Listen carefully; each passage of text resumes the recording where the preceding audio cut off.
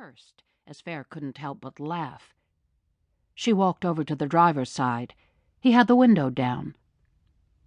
"They know how to pluck your last nerve," said Fair, laughing. "Yours, too. I'm not the one who pulled the car over." Harry looked down the road at the produce stand, a small white clapboard building with a large overhang, goods displayed in orderly, colorful rows. "Hey, let's get some patty pan squash. Bet Hester still has some." She walked around the car, getting in the passenger side before turning to face her animal tormentors. "If I hear one peep, one sniff, one hiss while I am shopping, no food tonight. Got it?"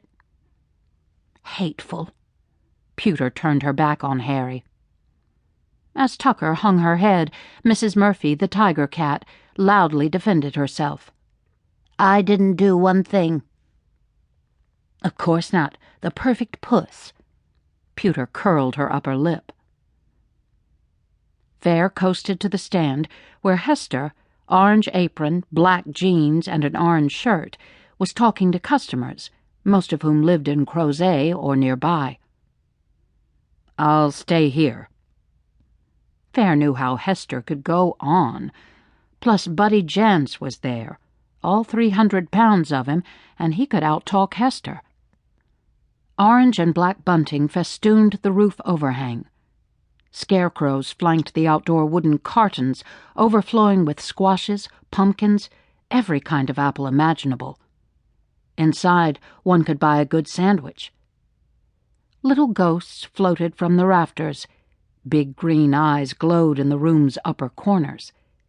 Brilliantly gold late corn and huge mums and zinnias added to the color.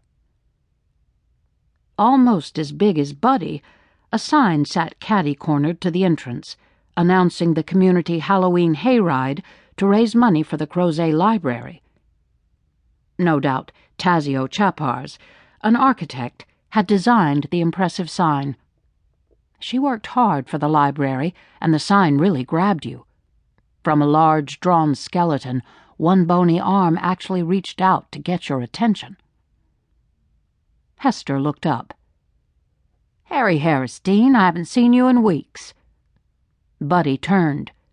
"How'd you do with your sunflowers?"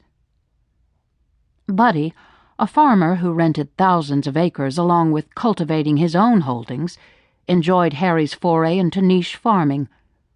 Who knew better than Buddy the cost of equipment and implements for wheat, corn, soybeans? Harry had made a wise choice in focusing on her field of sunflowers, her quarter-acre of petit mansing grapes, and the ginseng she grew down by the strong, deep creek that divided her property from the old Jones farm. "Pretty good," she said, not wanting to brag that this year's field of sunflowers was her biggest yet. "How's your year so far?" He hooked his thumbs in his overalls. "Tell you what, girl, that mini drought thinned out my corn crop. I did better than most because my lower acres received enough rain. Others didn't. Never saw anything like it. On one side of the road, the corn would be twisted right up, and on the other just as plump as you'd please.